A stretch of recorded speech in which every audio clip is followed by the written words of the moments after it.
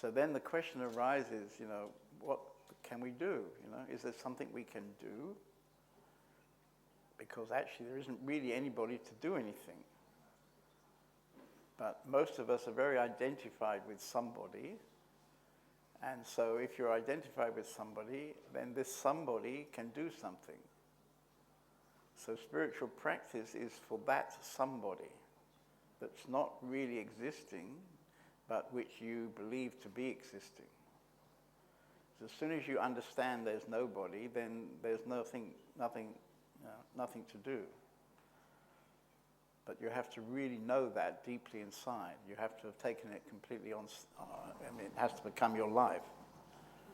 So until that really happens, and as we probably are discovering, it's not so easy. Even if we get little glimpses, then somehow the vibration of the personal comes back and grabs us again kind of strongly.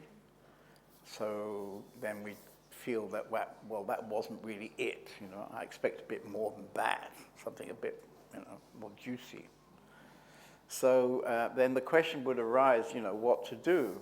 And so you probably heard on the film last night that Ram Dass said many, many times, loving awareness. So this is awareness in a loving way. In other words, what I think I've described a bit differently, that when you do this looking, when you do the looking, don't make it as a kind of judgment against yourself, because you already have been judging yourself for many years and you know that you're not good enough and all that. So if you do this awareness, in other words, if you watch what happens in your life and understand how these patterns are emerging out of the thoughts in the mind, and if you do this in an unloving way, then you're just basically making it clear to yourself that you're not good enough. So this is not true. This is a horrible structure which almost everybody has, and I think it comes out of the way things are when we're small, that our parents don't really support who we are in that time, because they have ideas about who we should be, which is a bit different from who we are as little children.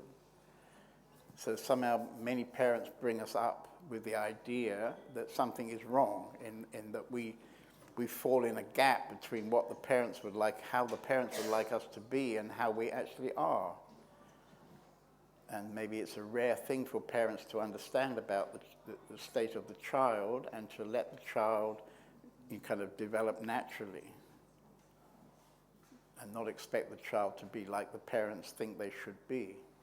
So the question is what to do. And I've been suggesting, and it was clear as a central message from Ram Dass last night, that what we can do is to be aware, and to be aware in a loving way, that we're simply watching in a kind of neutral position. We're not judging it. It's just like, oh, that's what I'm doing, I was a bit jealous about that other guy there or something. He got the nice girl and I didn't, and so I felt a bit jealous, and that's what was happening, and that's why later I poured a mug of beer all over him or something. So you can have this kind of awareness about how you're acting and what's going through your mind, but without making a judgment about it. Because if you start making judgments about all the things that you notice going on inside you, then actually it's very, very difficult. And actually you won't like doing it, because it will remind you of what you already know, which is, oh, I'm not good enough. So loving awareness is very important, I think, that we do this with a sense of acceptance of who we are.